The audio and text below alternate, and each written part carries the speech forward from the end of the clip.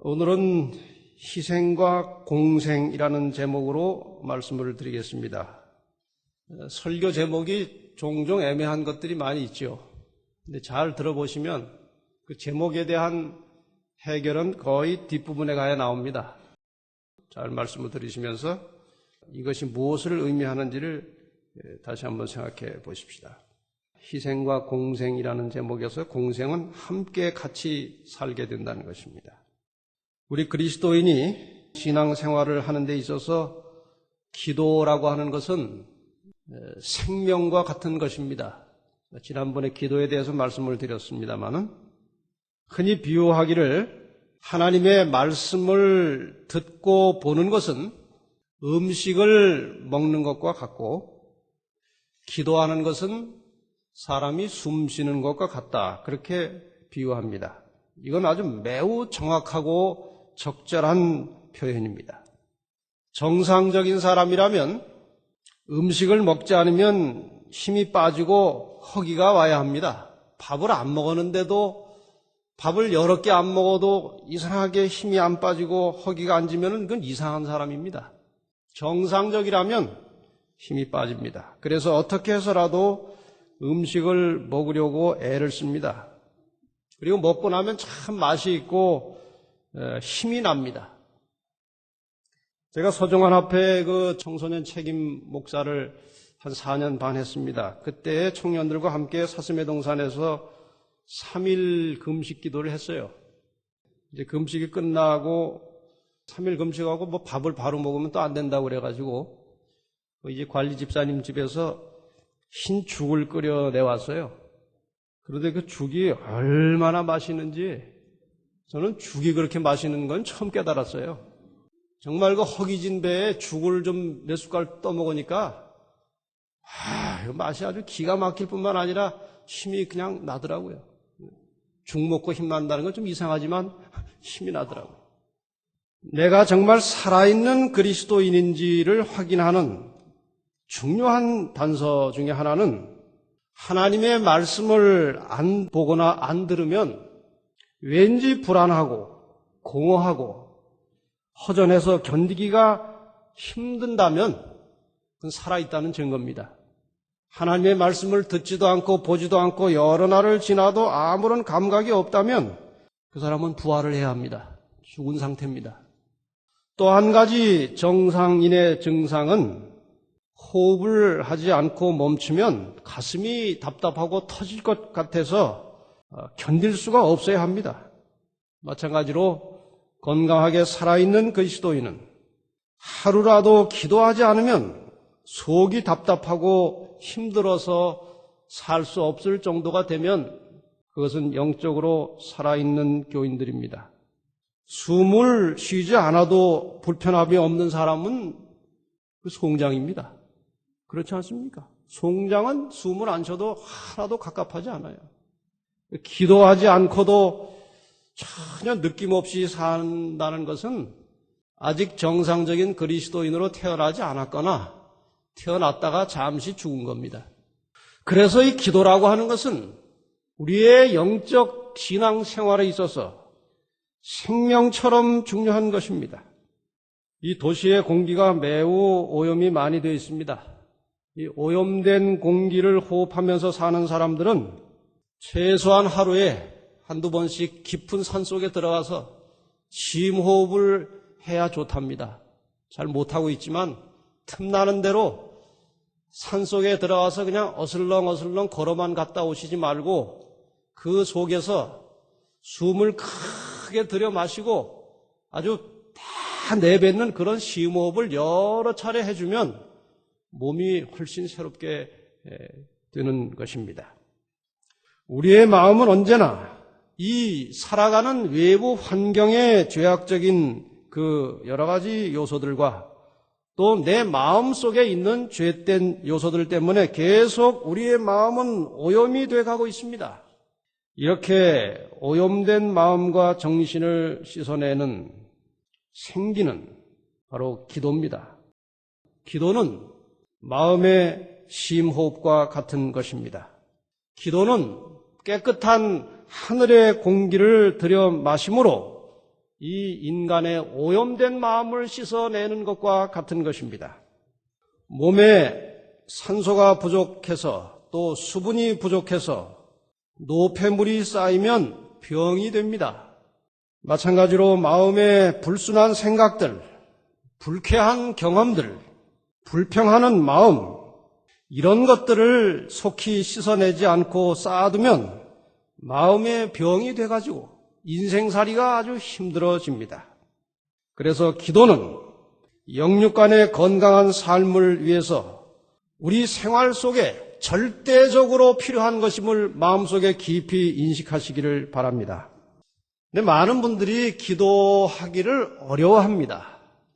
어떻게 기도해야 될지를 잘 모르는 초신자들이 많이 있고, 교회를 오래 다니신 분들도 기도를 할 때마다 이렇게 꺼려하고 힘들어하는 분들이 계셔요. 그래서 먼저 그 부분에 대하여 좀 설명을 드립니다. 지난번에 말씀드렸던 기도에 대한 내용과는 조금 이제 다른 측면에서 한 번 더 말씀을 드리는 겁니다. 신앙생활의 모든 원리는 성경에서 찾는 것이 가장 안전합니다. 성경에 일단 답이 있는 것이면 성경에서 찾아야 합니다. 마태복음 6장에 보면 뭐뭐 할 때에 이렇게 하라, 그런 말씀이 몇 군데 나옵니다. 먼저 마태복음 6장 3절과 4절에 보면 너는 구제할 때에 이렇게 하라는 지침이 나옵니다. 구제할 때에 오른손에 하는 것을 왼손이 모르게 하여 내 구제함이 은밀하게 하라. 은밀한 중에 보시는 너의 아버지가 갚으시리라. 구제할 때는 이렇게 하라고 말씀하셨고, 5절과 6절에 보면 너는 기도할 때는 이렇게 하라고 말씀하십니다. 너는 기도할 때에 내 골방에 들어가 문을 닫고 은밀한 중에 계신 내 아버지께 기도하라. 은밀한 중에 보시는 내 아버지께서 갚으시리라. 기도할 때 어떻게 하라고요? 사람과 접촉이 되지 않는 골방에 들어가서 문을 닫고 해라. 은밀한 중에 계신 내 아버지께 기도하라. 이게 하나님과 나 사이에 1대1의 은밀한 관계를 가지고 하나님께 기도하라고 예수님께서 가르쳐 주셨습니다. 좀 전에 말씀드렸듯이 교회 처음 나오는 분들은 이 기도하는 것을 아주 어려워합니다. 사실 그 영어를 배우는 사람들에게 있어서도 영어 회화 중에 가장 어렵게 느껴지는 부분이 영어로 기도하는 겁니다. 특별히 다른 사람 앞에서 소리내서 기도하는 이 공중기도는 좀처럼 하지 않으려고 그래요. 어떤 분은 이 공중기도 대표 기도를 시키면 자꾸 그런 기도 시키면 저 교회 안 나옵니다. 협박을 또 해요. 교회 안 나온다고. 그럼 또 뭐 시켜요? 교회를 안 나온다니 어떻게 또 기도를 시킵니까? 왜 그럴까요? 왜 개인적으로나 혹은 사람들 앞에서 기도하는 것, 왜 어려워할까요? 대부분의 경우 기도를 잘 하려고 하기 때문에 그래요. 기도 잘못해가지고 혹시 망신당할까봐 또 기도를 좀 잘 해보려고 하니까 그게 잘 안 됩니다. 기도의 생명은 언변에 있는 것이 아니고 그 유창함에 있는 것이 아니고 마음의 상태에 있습니다. 진정한 기도, 하나님께서 인정하시는 기도는 진실함, 간절함, 정결함, 이것이 하나님께서 원하시는 기도의 상태입니다. 아무리 유창해도 그 마음이 간절하지 않으면, 그 기도가 아주 절실하지 않으면, 그 마음 상태가 깨끗하지 않으면 그 기도는 무가치한 것입니다. 그것은 우리가 자녀들의 말을 듣는 것에 비유하면 훨씬 더 이해가 쉽습니다. 여러분이 대학생쯤 돼가지고 부모한테 부모보다 훨씬 유창한 말로 따지고 들기 시작하면 아이고 참 말 잘하네, 귀엽네, 그렇습니까? 아주 싫어요. 어떤 경우는 아주 징그러워요. 그냥 얼마나 말을 유창하게 잘하고 그냥 따지고 대드는지, 그런 말은 부모가 별로 달가워하지 않습니다. 그런데 이제 말을 막 배울 때 그 아이가 서툰 단어 몇 개 가지고 더듬더듬하고 뭐 이렇게 하면은 좋아요, 싫어요? 그거 얼마나 기분 좋습니까? 하나님께서 비록 서툴지만 그렇게 진실하게 더듬거리며 하는 기도를 매우 가치 있게 보십니다.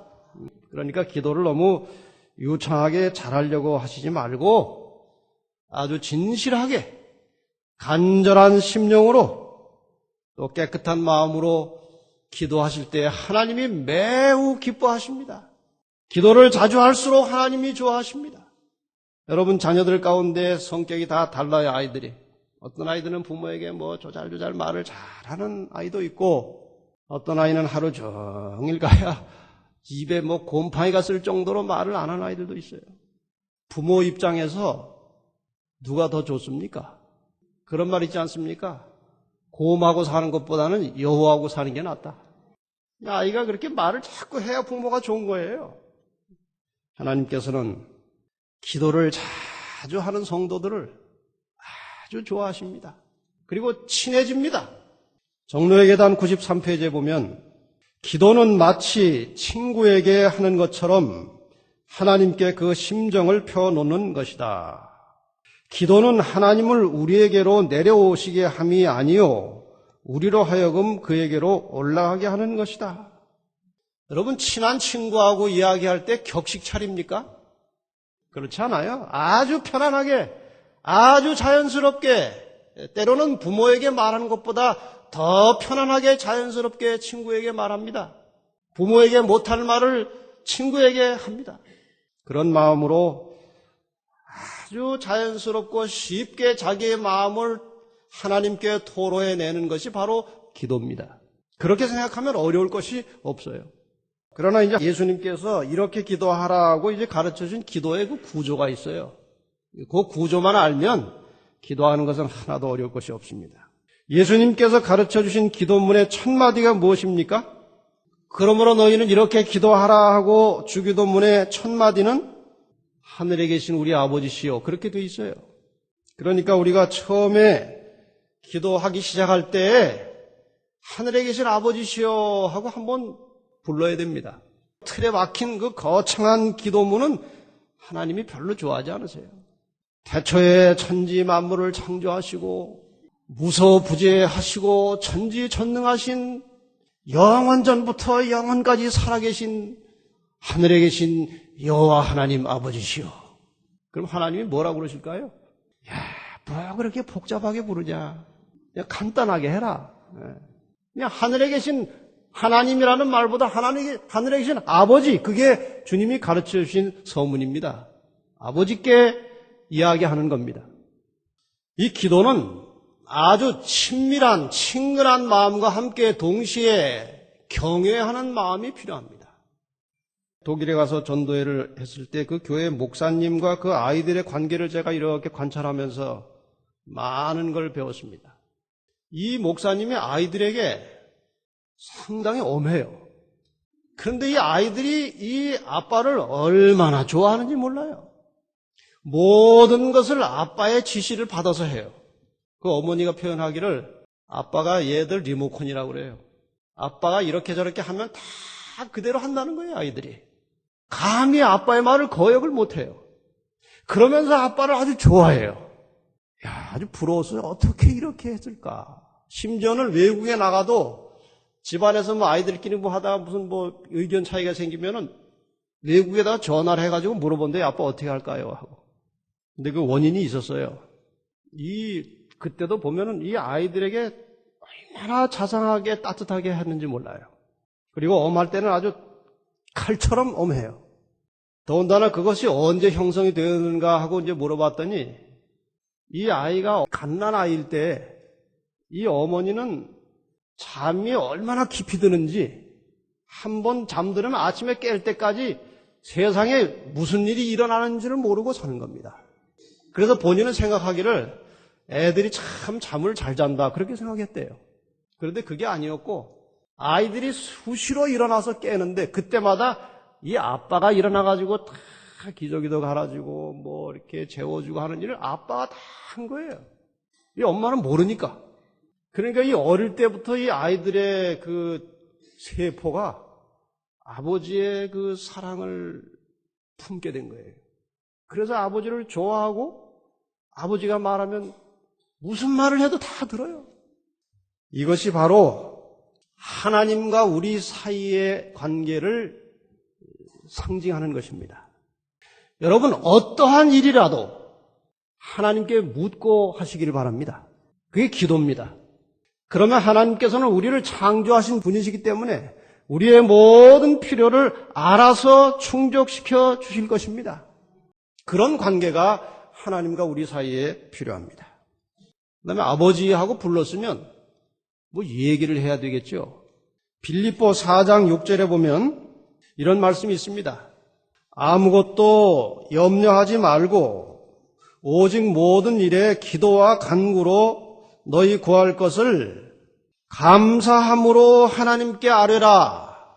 이제 기도를 하기 위해서 하나님 아버지하고 불렀으면 뭔가 우리 아뢰일 것이 있지 않습니까? 뭔가 우리가 하나님께 구할 것, 말씀드려야 할 것이 있는데 그 모든 구할 것을 감사함으로 하나님께 아뢰라고 했습니다. 그러니까 뭔가 말씀을 드리기 전에 감사하는 마음이 필요합니다.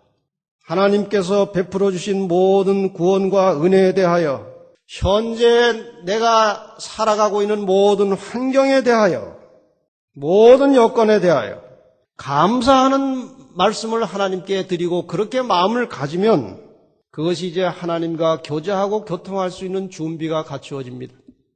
그래서 하나님 아버지하고 부른 다음에는 여러 가지 감사를 하나님께 돌리고 그분을 찬양하는 겁니다. 그 다음에 뭔가 이제 하나님께 기도하는 것은 요구하는 게 많아요. 기도는 대개 요구하는 겁니다. 전능하신 하나님께 무언가를 요청하고 요구하는 것이 기도가 아닙니까? 이 기도는 다시 말해서 하나님께 무엇을 달라고 손을 벌리는 겁니다. 혹은 하나님께 받을 것을 담도록 그릇을 가져오는 겁니다. 그러면 그 그릇이 깨끗해야 하나님의 거룩한 선물을 담을 수가 있지 않겠습니까? 그래서 기도할 때에는 정결한 마음을 가져야 합니다. 죄된 마음을 버려야 하나님께 손을 내밀 수 있는 준비가 갖추어집니다. 그래서 마가복음 11장 25절에 보면 서서 기도할 때에 아무에게나 혐의가 있거든 용서하라. 그리하여야 하늘에 계신 너희 아버지도 너희 허물을 사하여 주시리라 하셨고, 마태복음 6장 12절 주 기도문에도 어떤 말씀이 나와 있습니까? 우리가 우리에게 죄 지은 자를 사하여 준 것 같이 우리의 죄를 사하여 주옵시고, 기도할 때 마음을 정결하게 가지라는 것입니다. 죄된 마음을 품지 말라는 겁니다. 그리고 이 주기도문이 다 끝난 다음에 예수님께서 추가해서 말씀하셨는데 그것이 14절과 15절에 반복해서 또 하신 말씀이 바로 이것입니다. 너희가 사람의 과실을 용서하면 너희 천부께서도 너희의 과실을 용서하시려니와 너희가 사람의 과실을 용서하지 아니하면 너희 아버지께서도 너희 과실을 용서하지 아니하시리라. 그러므로 우리가 기도할 때는 모든 불편한 마음과 관계를 다 정리하고 하나님께 기도할 때에 그 기도가 산 기도가 되는 겁니다. 이렇게 이제 머리에 들어오셨죠? 처음에 어떻게 합니까? 하늘에 계신 하나님 자는 넣지 마세요. 그냥 하늘에 계신 아버지시오. 그 앞에 하나님 자를 넣는다는 것은 제가 아버지를 부를 때 만약에 이제 어느 사람의 아버지가 김영철이라면 그냥 아버지 안 그러고 김영철 아버지 그러는 거예요. 그러니까 하나님 자는 기도할 때 넣으실 필요가 없이 모든 호칭을 아버지로 하는 것이 가장 성서적인 기도입니다. 그래서 아버지 부른 다음에 어떻게 하라고요? 감사와 찬양을 드리라는 겁니다. 그리고 무엇을 구하기 전에 이제 어떻게 하라고요? 마음을 깨끗하게 씻어내고 그 다음에 나의 모든 필요를 하나님께 구하는 겁니다. 그 다음에 요한복음 15장 16절에 보면 너희가 나를 택한 것이 아니요 내가 너희를 택하여 세웠나니 이는 너희로 가서 과실을 맺게 하고 또 너희 과실이 항상 있게 하여 내 이름으로 아버지께 무엇을 구하든지 다 받게 하려 함이니라. 구하긴 구하는데 누구 이름으로 구하라고요? 내 이름으로, 예수의 이름으로 구하라는 겁니다. 내 이름으로 아버지께 무엇을 구하든지 다 받게 하려 함이니라. 그래서 우리의 구할 것을 다 아뢰은 다음에는 우리가 누구의 이름으로 기도합니까? 예수님의 이름으로 기도합니다. 이것이 성경에서 가르쳐주는 기도의 구조입니다. 그 다음에 마지막에 중요한 것이 있어요. 마가복음 11장 24절에 보면 기도하고 구하는 것은 받은 줄로 믿으라. 이게 아주 굉장히 중요한 겁니다. 우리가 이러한 구조를 가지고 우리의 필요한 것들을 다 하나님께 아뢰은 다음에는 하나님께서 그 모든 것을 나에게 주신다고 반드시 믿으시기를 바랍니다. 그런데 중요한 것은 내 뜻대로 주시는 것이 아니고 나의 모든 필요와 미래를 아시는 하나님께서, 그 아버지께서 나에게 가장 적절한 것을 적절한 시기에 주신다는 사실을 믿으라는 겁니다. 그리고 편안한 마음을 가지라 이것입니다. 우리 자신 스스로는 욕심이 많아가지고 아무거나 다 달라고 합니다. 근데 하나님 보실 때는 꼭 필요한 것이 있고 필요치 않은 것이 있어요. 이 중에서 저에게 꼭 필요한 것은 적절한 시기에 주시기를 원하고 또 주실 것을 믿습니다 하고 끝나면 그것이 우리 아버지께서 보시기에 가장 적절한 기도입니다. 그런데 성경의 역사를 보면 필요치 않은데도 너무 달라고 하면 슬쩍 주실 때가 있어요. 그런데 그거는 나중에 꼭 화가 됩니다. 하나님이 그의 모든 필요를 항상 채우시고 공급해 주신다는 것을 믿고 사시기를 바랍니다. 기도를 어떻게 얼마나 자주 해야 되느냐? 에베소 6장 18절에 보면 무시로 성령 안에서 기도하라 그렇게 되어 있어요. 그러니까 항상 기도하라는 말이죠. 데살로니가전서 5장 17절에도 보면 쉬지 말고 기도하라 그렇게 되어 있어요.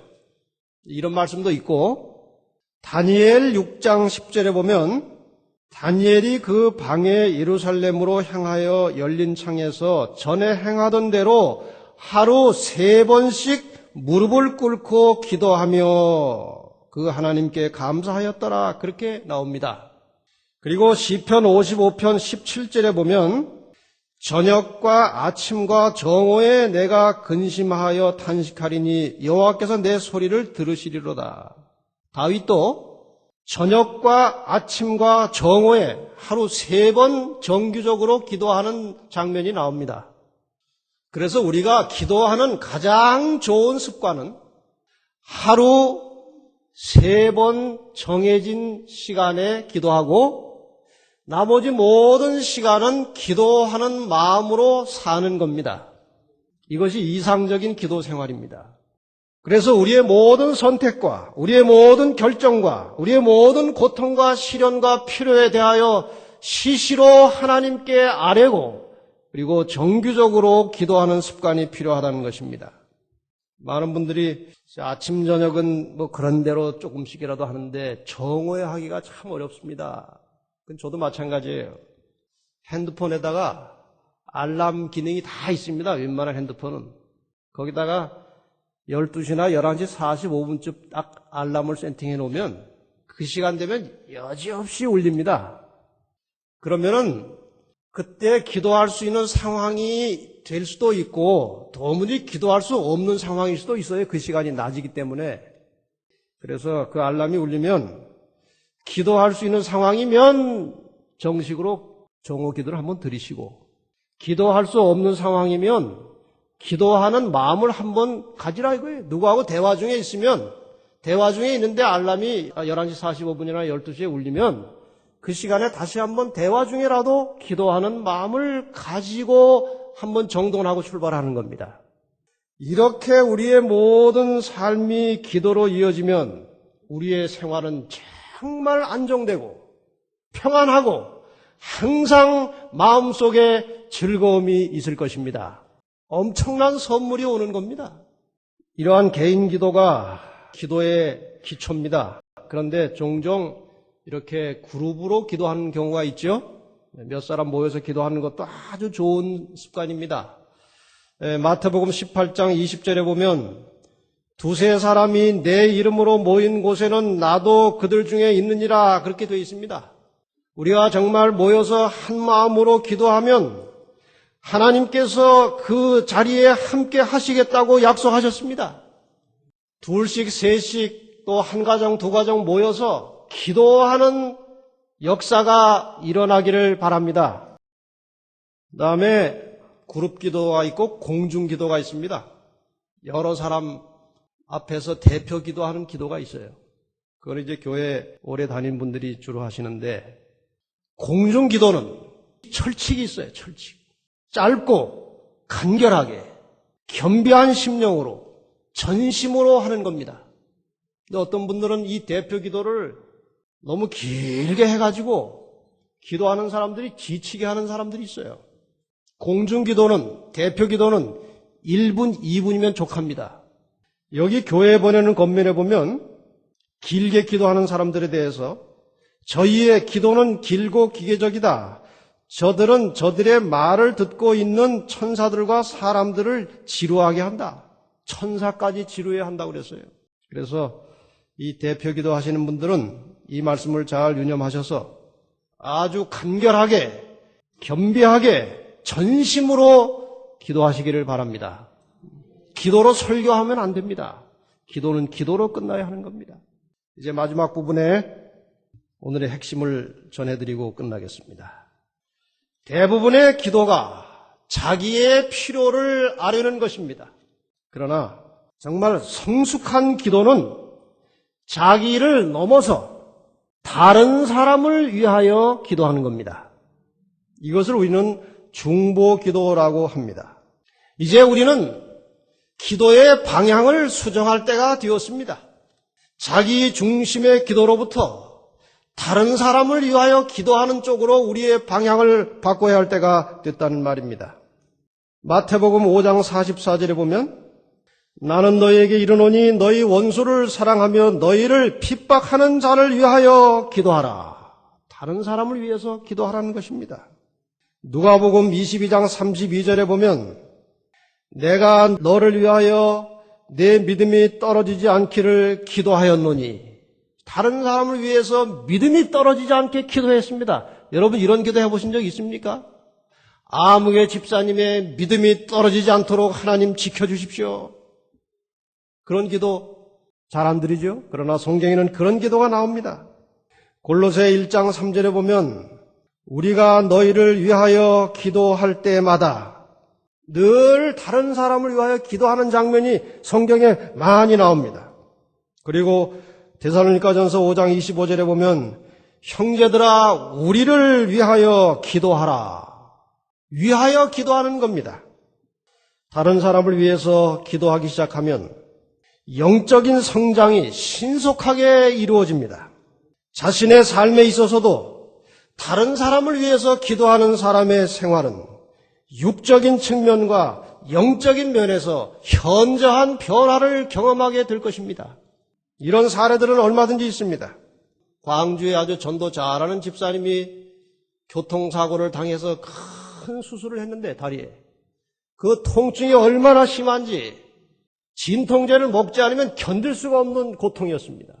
그런데 그가 집에 돌아와서 자기의 환부에 다친 것에 관심 쓰지 않고 그동안 자기가 위에서 전도하던 사람들에게 전화하고 그들을 위해서 기도하고 열렬하게 그 고통 중에도 기도하며 다른 사람을 위해서 시간을 쓸 때 놀랍게도 통증이 오지 않았다는 것입니다. 나중에 그 의사들이 그 집사님이 약을 먹지 않았다는 것을 알고 놀라더라는 거예요. 어떻게 견뎠냐고. 이상하게 다른 사람을 위해서 기도하고 관심을 가지고 애쓸 때에 그 통증이 사라진 겁니다. 기도하시기를 바랍니다. 여기 요한일서 5장 16절에도 말씀하시기를 누구든지 형제가 사망에 이르지 아니한 죄에 범하는 것을 보거든 구하라. 그리하면 사망에 이르지 아니하는 범죄자들을 위하여 저에게 생명을 주시리라. 사망에 이르지 아니한 범죄자라는 말이 좀 어렵습니다만 그것은 아직 양심이 살아있으면, 완전히 화인 맞은 양심이 아니라면 그들을 위해서 기도하라. 그러면 저에게 생명을 주시겠다고 약속하셨습니다. 한 영혼이 회심하고 돌아와서 하나님 백성이 되는 것은 철저하게 성령의 역사로 이루어지는 것입니다.